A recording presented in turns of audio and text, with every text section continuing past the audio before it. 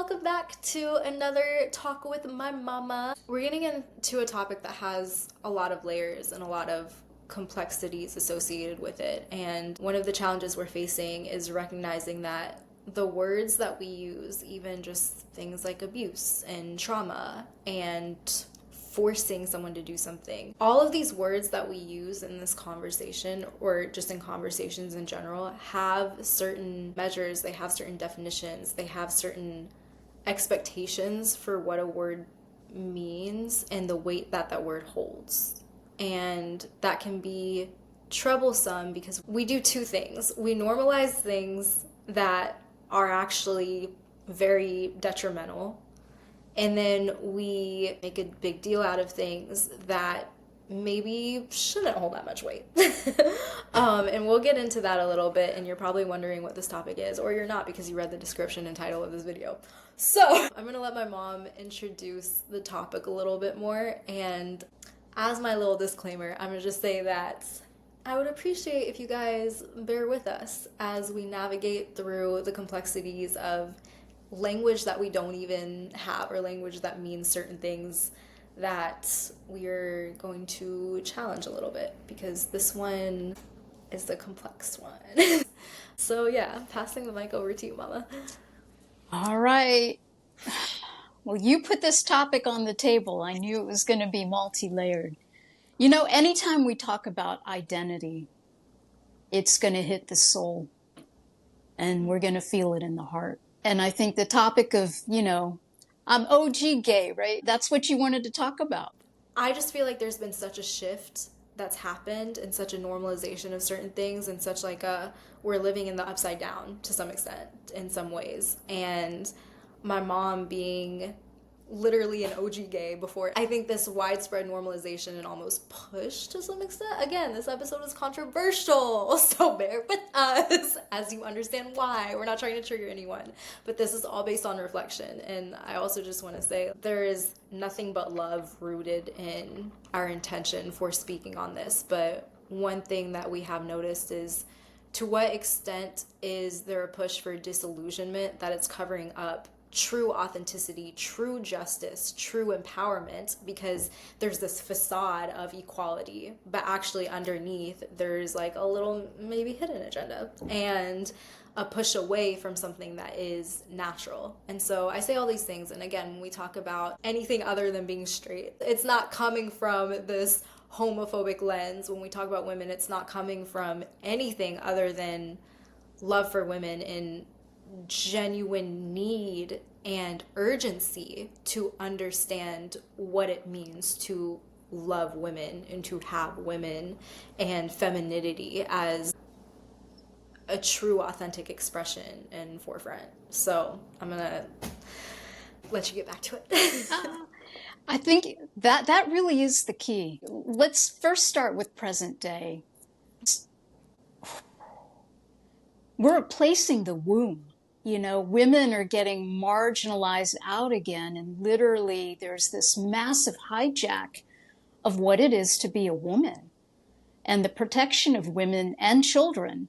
So as a mother, I'm looking at this global conversation and this literal agenda that it's dangerous.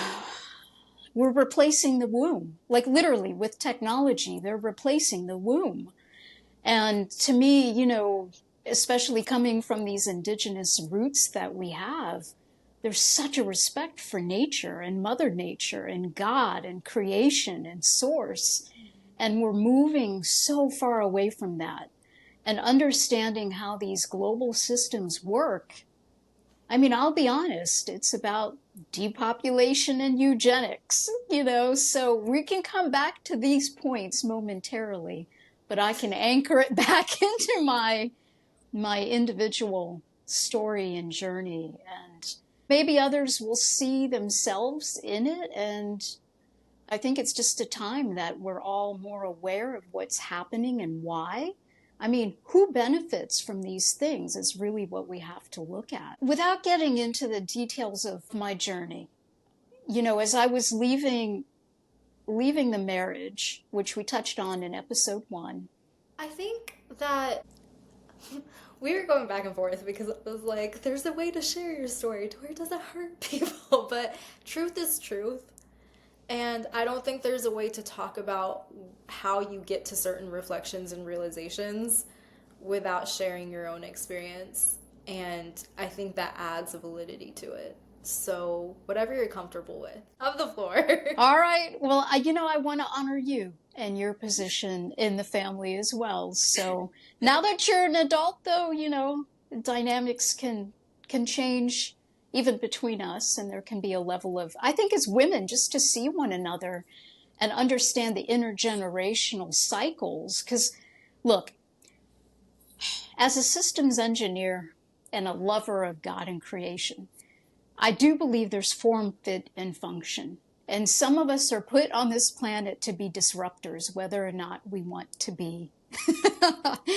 I just wanted to be a good wife and an amazing Indian woman, and curveball after curveball kept getting thrown my way to be like, oh, this is not healthy, this is not working. And so when I met a woman who, for the first time, I could be friends with, that I could have some sense of being seen and respected and understood and heard, because I wasn't allowed to have friends. I wasn't allowed to have any kind of relationship outside of that family structure. I couldn't even call my family. I wasn't allowed to make phone calls. So it was a very, very confined household. Everything was prescriptive, and I followed that for many years. But I do believe God throws curveballs our way to disrupt what is not healthy and what is not working. And again, it was, when you were born, I saw that how a girl was not welcomed into the world. Let's put it that way. And that was that wake-up call. God and I made a pact, and then things unfolded as they did. So as the marriage was crumbling, I really started to see the true treatment of women and how we become shamed and blamed when actually nobody wants to clean up the true dynamics of what's happening. So form, fit, and function. I had a function as a disruptor and kind of let things play out as they did. And as I was exiting the marriage, which was going to happen anyway, and there was a woman involved, so I was seeing even how the court systems related to that. Because again, this is before, gay rights, gay marriage was a thing. It was still not allowed. In fact, in the divorce decree, and this will tie into present day, and I think why this is important to talk about. In the divorce decree, we're in one of the most conservative counties in the nation, in fact, right here in Georgia. I had spoken with multiple divorce attorneys, white men, who basically said I would never see my child again. All the cards were stacked against me. My family was stacked against me. Nobody, even including I, really understood what was happening. But the shaming of a woman for leaving an environment that wasn't working, which I didn't even have words for, right? I'm just allowing myself to feel loved for the first time and going, all right, cards are going to fall where they fall, but I know this is the direction I have to take, following that intuition, as messy as it was going to get. So even in the divorce decree, there was something called the meretricious clause, where you couldn't have a partner stay overnight if the child was in the household. So when we talk about gay rights, like, it was always stacked against having any kind of freedom to live an authentic life. Understandable. I believe in protecting children, right? But protecting from what becomes the question. So we have to go back to the intergenerational systems that were actually not nourishing children to grow and bloom, especially the girls. It gave me an understanding of what it was to be authentic in a world that wanted to ensure it always had its grip in you and could control how things operated day to day. So, in today's environment, when, we look at the rights of LGBT and now all these extra, I'm simple, we just called it gay back in my day. Um, as much as I can understand it, I see where there's now been such a hijack of rights. I think we've strayed away from really what it was about. Is sure, you can love who you love, but there's still a sense of decency. There's senses of what is right and healthy for children. Um, I know this is not going to be popular for a lot of people to hear, but we have to remember that there is a global agenda to have a depopulation happen, right? And that's, you start with the children and then that kind of plays out. There's this transhumanist movement where you have to look at the origins of it with technocracy, like that was an entire movement, where you're replacing the womb, where literally women again are getting marginalized out. And we're letting men, typically men without children, create these agendas. And I really do think it is an attack on children. So in many ways, I sit in this gray area, but I'm super conservative in many, many ways. I'm so conservative. So I'm watching this unfold. And to me, it really, we've lost track of what was at the root of it all. And it's become something that we've allowed it to become. And I don't think it's really meant to be, if you know what I mean. So I know I've kind of gone down several different avenues from past to present to where we're going in the future, but I'll kind of let you orient this. How am I supposed to orient that? Well, first, do you feel like there's anything else you wanted to add? I think just really highlighting how in a misogynistic world, there's a shaming of innocence. And it's like innocence gets convoluted and used against you. It really comes back to women and children.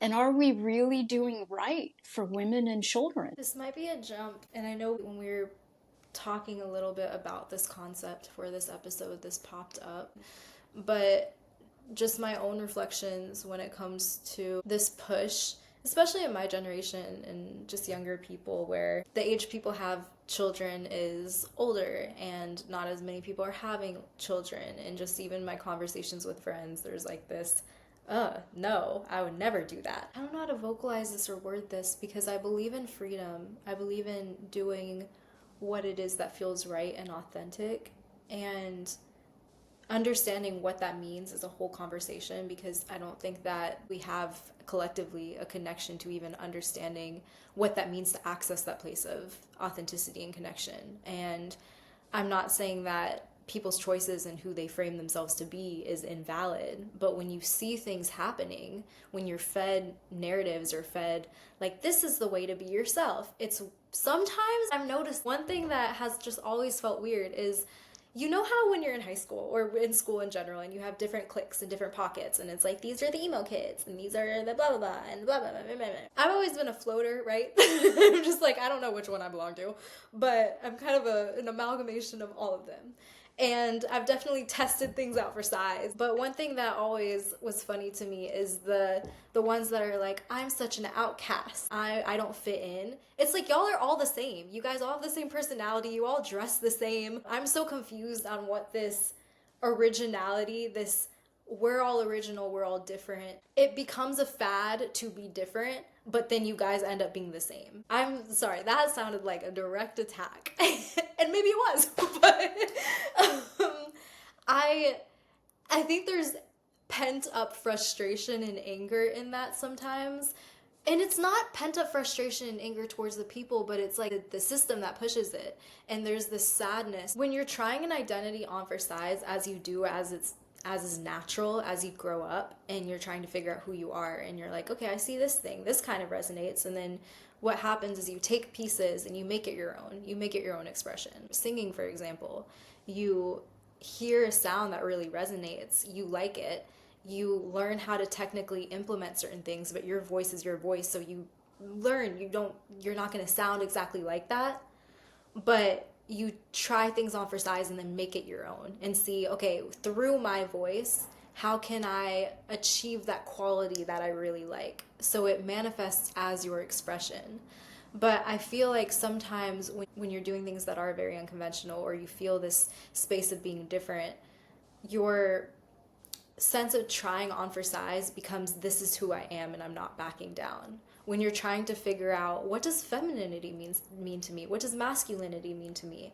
I don't think it needs to be this widespread, I'm not either, I'm in the middle. Because I feel like then that further disconnects and divides us from the juice and the essence of these other pockets. That explanation, I feel like, got a little bit lost. I'm trying to be respectful and mindful of how I vocalize things. I don't want to say anything that is out of pure emotion and not authenticity. But yeah, when you speak, it just has me thinking about the fact that it's very easy to have something disguised as freedom or equality, and it really just disguises that and causes people to think that if they don't choose this wide spectrum, if they don't choose to orient themselves into these specific labels, it might feel like you're putting me into a box by doing that. But the question and the challenge, and what I feel like needs to be challenged, is the old paradigms associated with those terms. The fact that we have conversations and the fact that labels are a big conversation right now makes no sense, because labels are man-made anyways.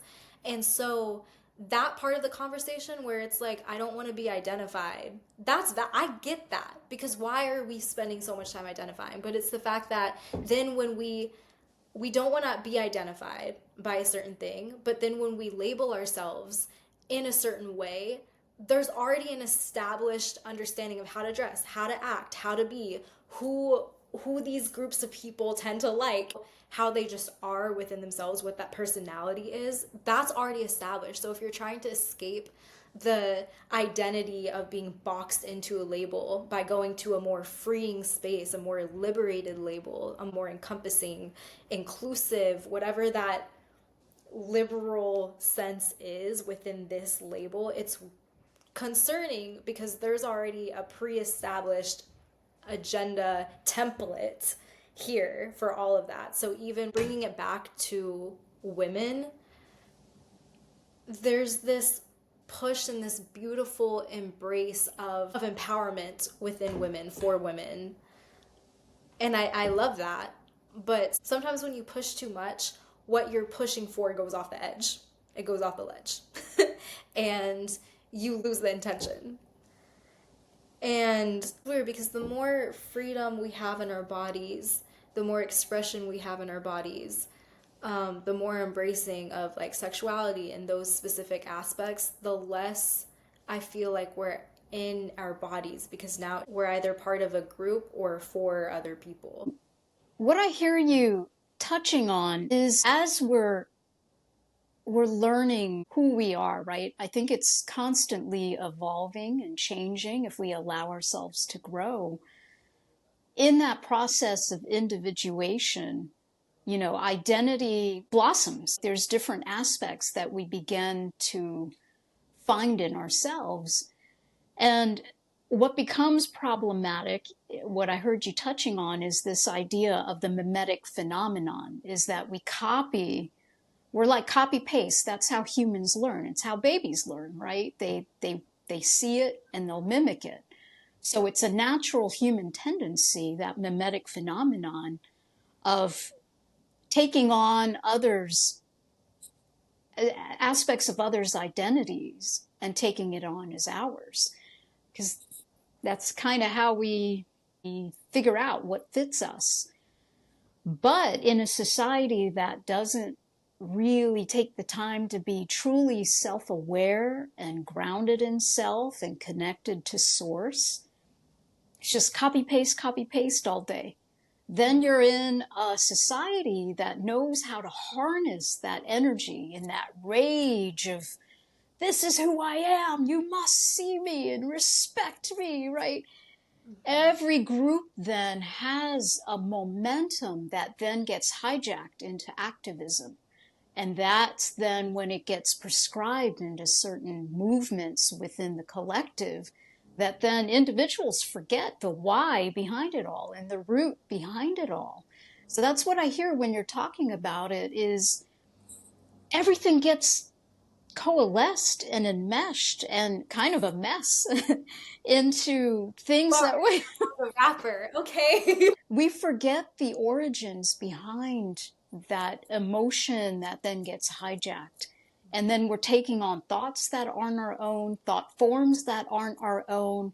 And I mean, to be honest, that's where the occult, this goes into all the occult stuff that's happening on the planet, where they know, when I say they, there are powers. And in the work I've done, even with the ghost busting and the show that we've worked on, like, everything does get really entangled when you start to see the pieces of how identity an individual becomes. I keep using the word hijacked, because if we're not source, if we're not connected to source, we're getting jacked into something else. Literally, our energy is getting harnessed for non-godly movements, if you will. And that's what I see. When I look at the youth of today, we all strive for a sense of belonging, but it comes at a cost if we're not aware of what we're giving up. Is it truly us that we're plugged into? Or are we plugged into a movement that really gives us a sense of belonging, but it's not really what we belong to, because it's still just a man-made, fabricated creation? So again, like, to me, it really comes back to, well, problems of privilege also. My dad's words always echo in my ear. He goes, when people have too much time and money, they invent things. Like, I mean, I'm going to probably offend a lot of people right now, but like with the DEI movement, I just see it as a lot of money and academics, and it's people with too much time to think. Like, nature's pretty simple, actually. Like, again, I'm quite conservative in a lot of ways. Nature is simple. There is form, fit, and function. Some of us are disruptors, but coming from the culture we do, we have the hijras, which they're the intersex group. And for eons, right, thousands of years, they've played a function in the Indian community and society, but they don't impose their beliefs on anybody. They just exist as a community. They always have and probably always will. But what happens is these more higher level thinking in a society that isn't connected to self then co-opts these ideas before they're ready to even be able to understand the complexity. We're living in a simple society that's trying to be more complex than it really is. That's what immediately sparked in my head too. You frame that so well when it comes to higher level thinking. Thinking is so important, obviously, but it's only important if you're connected to yourself, because then you get stuck up here and you can't understand what's me, what's not, what's true, what isn't. It's like logically something might make sense. Even the push for, when it comes to this movement or this grand scale liberalism, everybody's using pronouns, everybody's gay, everybody's trans. I'm obviously generalizing a lot, but there are obviously people who identify with that. But what I'm getting at is that when you've been stuck in a system and when you've been stuck in a box or you feel imprisoned by something, the natural inclination is to rebel and go on the complete opposite side. Naturally. So where we're at is the natural mess and chaos of everything. That's why it's like it makes sense, and we all have our own individual journeys. I've done that with certain things, like when it comes to spirituality, it's like I have to go on this love and light side, and everyone's love and everyone's light, and it's like no. When you face life and when you actually get to the nitty grittiness, and when you let your privilege dissolve a little bit and you get a slice of life, that stuff doesn't even matter, first of all. But it makes sense that you went all the way to the other side, because in order to escape this, you have to remove yourself, you have to blow it up. But now, when you're on this side of complete, I've let go of every conventional thing that I was ever raised with and taught, now it's time to go back into the body and back into yourself and understand, okay, what about this is my expression? What about this is liberation, is freedom, is truth at the end of the day? And I think that what gets missed sometimes is that it's easy to jump to this side and then get stuck in your head and find this belonging and safety mentally. But if you look at mental health statistics and how people are actually doing and how people are feeling, yes, there's this push to be in tune with yourself and speak up for your emotions and validate yourself. But that's still from this space. That's still this cognitive space. And now we're just kind of stuck in the emotions of everything. And when you're stuck in the emotions and the overwhelm of everything, like, the only thing to do to alleviate that and to let the overwhelm of thinking and heaviness go is to come back to yourself. And coming back to yourself isn't coming back to who you are with all these labels.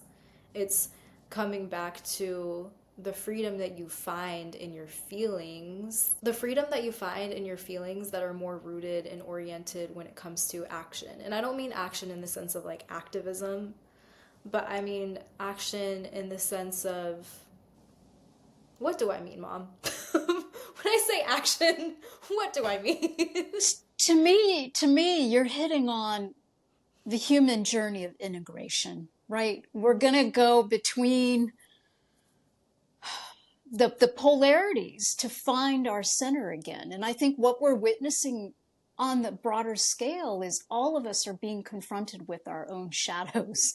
Like, there's individual shadow, which is casting the collective shadow. And I think that's where all of us now are having to step back into ourselves and figure out, who am I? What does life really mean for me? What's not me that I've accepted as me? And then we're having to really come back to self and community. And, it's a messy process because we've taken on viewpoints and perspectives that have played their time out, I think, in a lot of ways. We've been indoctrinated in a lot of different ways. So I think we're coming back to simple truths and what makes sense as humans on a complex journey. It's just part of that integration process of, we're all having to grow up in a world that is falling apart and will continue to fall apart because it was never designed with stability. It was created with the shadow and by the shadow. And I think we're just coming back to hard truths right now. And it starts with every individual having to really take a look at ourselves and ensuring that we're helping women and children be safe and protected so that they can blossom like the seeds they are. Because then we could take care of the men, you know what I mean? Yeah. We the ones raising the men. Yeah, I just think it's an interesting time as a civilization where we've been through these different polarities and dynamics, but we're really being confronted with hard and fast truths now that we have to decide, are we going to stand in them or not? Raising the men means letting the men be men too. And sometimes the push towards independence within women blocks that masculine energy to give and to provide, or it's expected to where you lose like the sense of what that means from an energetic perspective, and it becomes very materialistic. Don't get me wrong. I have all my internal issues that I'm working through when it comes to misogyny and men and learning to trust and feel safe, because the way we condition both men and women and everybody isn't accurate. So then that leads me back to my other, just, I guess, formulate point when it comes to all this, which is you challenge whatever's not working, you redefine it for yourself, and then you learn to integrate the balance of it all together. Because when we're stepping away from oppression of women, for example, step away from that, but it doesn't mean leave the woman behind. It doesn't mean leave your womanly essence behind. It means find out, what does that really mean for you? What does it mean to be a creator? What does it mean to be a mother, a provider in that nurturing sense? Like, what does that mean? We haven't been taught and coached in what that means because the definitions of it come with oppression, and it comes with stuff that drives us further away from that. And naturally, when you're taught this is what it means to be this thing, and it's like wrong and convoluted, you don't want to be that thing. It makes sense. But to embrace the truth of these definitions and meanings of what it means to be gay, what it means to be a woman, what it means to be a man, to operate at the truest, most authentic sense is very difficult because it doesn't work in this system. I can very much understand and empathize with how difficult it is to find authentic expression and to not be able to bring it back into the old pockets or your old groups, or because to some extent you have to let that go and have to let that dissolve. Abandoning everything to create a world where you're so removed from the parts of you that you were born with. I'm not saying that people's choices to transition, to leave behind the quote unquote natural order of things isn't authentic. I internally know that's not true. But why, how, and what does it mean to come back and integrate into that role? Because you could very well transition, but that doesn't mean abandon that essence of being a woman that you were born with, being a man that you were born with. It means like, okay, but how does that authentically manifest now? I have a lot of friends that go by they them pronouns, for example, and have expressed, I just don't identify with being a woman because like I don't even feel it in my body. First step, are you in your body? Because I think that these terms and labels do hold truth and do hold meaning for a lot of people, like I said, but I don't think that it holds it for everybody, to be honest. What doesn't always make sense to me is I'm not connected to myself as I am, so I'm going to try this other thing to get me connected with myself. It's like I don't feel beautiful in my skin, so I'm going to put on all this makeup that changes my entire appearance, and that's how I feel confident. This is so controversial. I did not know how controversial this opinion was until I spoke about it. So I know that this could be challenged, but the essence of what I'm getting at from like a metaphorical sense is trying on an entirely new identity when you haven't even found that connection with what you were born with, first and foremost. And maybe it's like, no, I feel so connected to myself that I know it's in this expression. So now I go over here versus I'm going over here and I'm staying over here. You can go over here, but then try to bring it back home. And if it's like, oh, no, this is what resonates and what is authentic for me as this expression. I don't know if any of this makes sense. I think it, to me it does. And what I think of is it's important for people to be able to have that journey before beliefs are imposed onto them. And that's when I say protecting children from concepts that can shape their true expression from even being able to cultivate is something to be aware of as a society. Again, we're driven by a materialistic society, and at the end of the day, we have to remember people are out to make money. So doctors are going to be selling solutions and doing surgeries just because they're in it for the money, not because they're in it for the nurturance of creation. Let's put it that way. So it's materialism over spirituality. And I think that's where, we just all need to take a step back and make sure that we're honoring women and children in order for the true expression to blossom and flourish. And then what people choose, especially as adults, that's up to them. Nature has its form, fit, and function. And yeah, I think we're all just trying to be human. And this is a tough place to find ourselves. And then, we've got groups where if you don't prescribe to a certain belief, you're automatically excluded.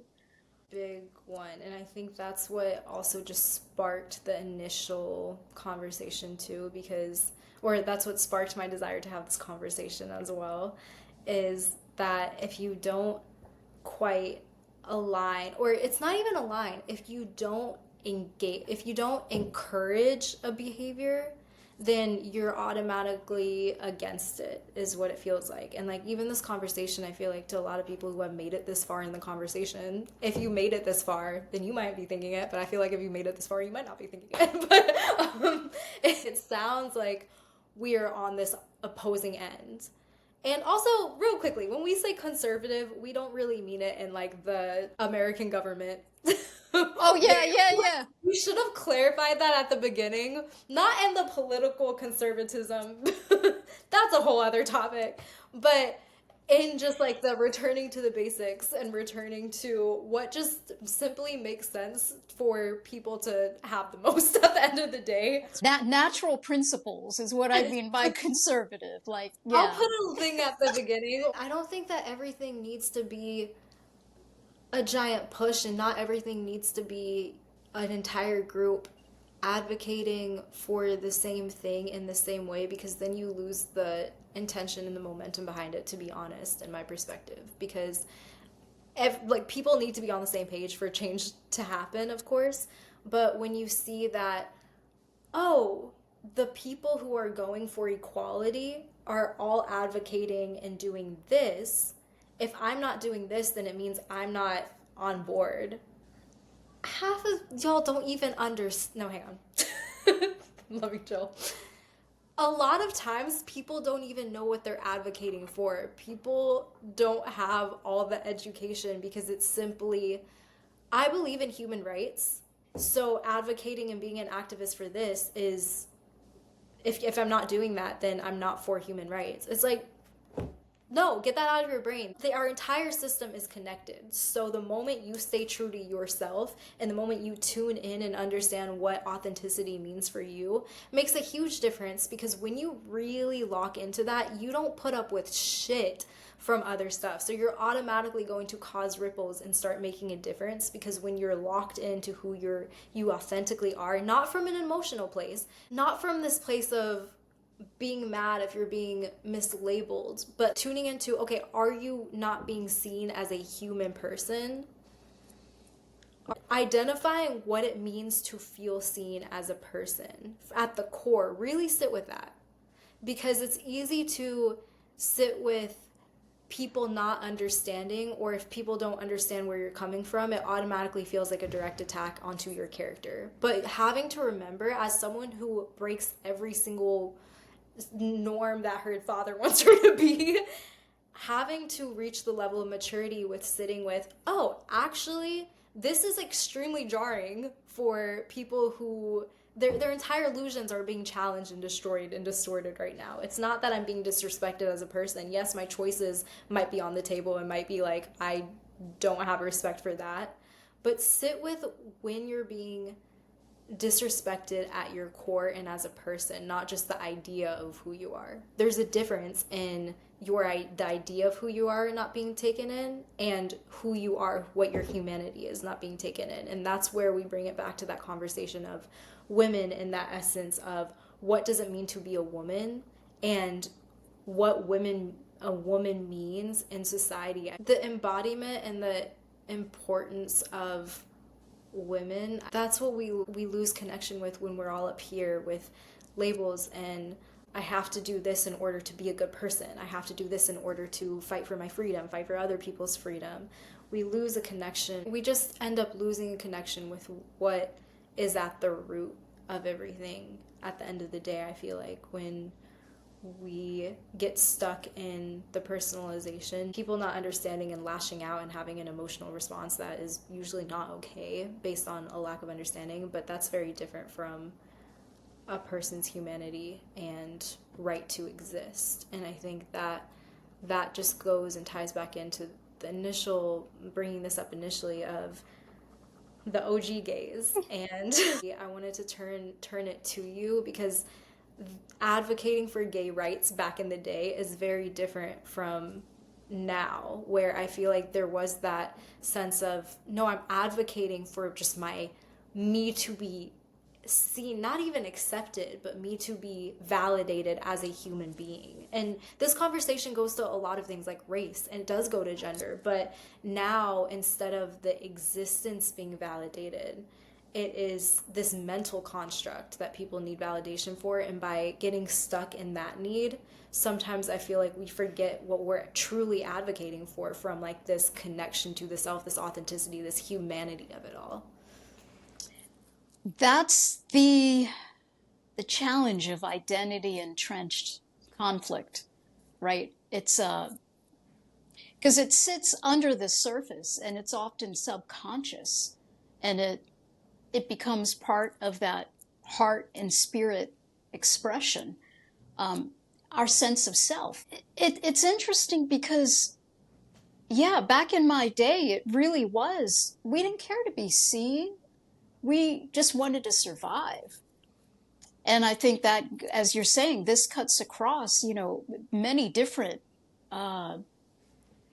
segments of the population, marginalized communities. It usually is about basic human needs and rights. I don't care to be seen. I don't care to be accepted. When I would go into the office, I don't care. Like, you don't need to know me and that personal side. Like, to see how everything's evolved so much, where there's an imposition of this belief has to be accepted. No, it doesn't. A lot of the population isn't. I'm totally cool with that. Gen X, we're just wired differently. Like, be and let be, but just don't kill me. That's all. That's all. It's a basic right to exist. We don't care to I'm be not seen. wired the same way. I'm not wired the same way. It's very, very simple and basic. And that's why I think, being Hindu, being Indian, I do appreciate, because we have a tolerance for all perspectives and ways of being. It shows up in our traffic patterns. Like, everything just flows because you don't resist. You move along with it. And if it doesn't suit you, you let it go. Like, it's a very cooperative environment, because that's what's required on this planet. If you observe nature, it's cooperation. Everything exists, but if something is detrimental, eventually it does get snuffed out, or it gets controlled or contained in a way where it can exist, but in certain areas. And I think we're just, as humans, we're learning to coexist, but we don't have to impose beliefs or perspectives on other people. People will grow into things that make sense to them. And we're all at different stages and phases and complexities of understanding self in the world. And yeah, to me, it's just a hell of a lot simpler than we're making it. But I think what's happened is agendas and energy get hijacked to push much bigger global systems that are trying to harness this energy. Form, fit, and function. We have to come back to individual, and we have to decide, who am I? What am I going to make my time here on the planet about? Ideally, to help and serve others, be safe and grow and flourish, become who they're meant to be, and we cooperate, and what doesn't fit or what doesn't work eventually doesn't get energy behind it, and it dissolves and fades away anyway. So we're going to see massive disillusionment happening because things don't make sense right now. It'll go back to the true spirit versus this material nature of, what you're talking about is when we're embodied, there's the balance of spirit and body. And right now, everyone's just, they're kind of, we're finding our way back to center. Yeah, I mean, I've gone to the extremes of many different things just to find out, whoa, this doesn't make sense. This is not who I am. That's a very natural thing. I think that's part of it, is you should venture out to understand, okay, what is the happy medium of everything? Where we're at in society, does feel like we're living in the upside down, and it might feel very overwhelming and confusing to everybody for different reasons. But I don't think that where we're at is necessarily wrong. I think that it's shaking us up in ways that we need, and it's showing all of the masks of everything at the end of the day. Like, even when you were talking about DEI, we are obviously for diversity, equity, and inclusion. We're obviously not here being like, that shouldn't exist. But the fact that these are part of systems and structures and the way things are handled and the actual agendas and the actual narratives that things are feeding, that's where there is an illusion sometimes, and that's where things are getting covered a little bit. So it's not that we're not for these pillars when it comes to people being able to express themselves, love who they want to love, identify the way they want to identify. It's not that we're against that at all, but what is that maybe serving and pushing us away from, both collectively and individually? The more people that are open in themselves, the more people that we see going to this ultra liberal side are ironically the people who have mental health issues too. It's not like we're going to the side and mental health is, the best it's ever been, which isn't natural, because when you are breaking those things, again, you're more susceptible to understand what you feel and to be more in touch with your emotions and et cetera, et cetera. But what is that doing for just the joy of it all and the ease of it all? I think those are important considerations to really take in at the end of the day, and joy from an authentic place, not from really this illusion of it all. I feel like we could talk about this for a while. I'm really curious to see how people will respond to this. So if you have a response, whatever your opinion is, we just threw all of ours out there. So even if you disagree with anything, that's fine. But I'm curious to see how this lands and what resonates. And my immediate reaction to even talking about this was fear and resistance, and I don't even want to go there because I'm really uncomfortable.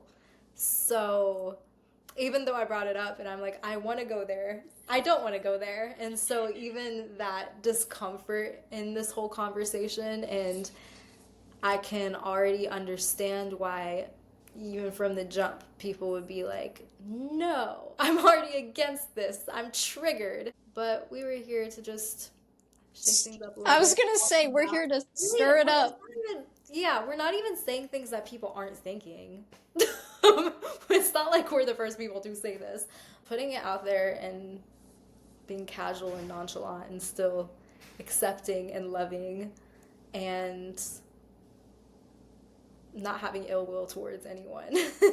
That combination, I feel like, also feels a little threatening at times. Anyways, we might make another part to this.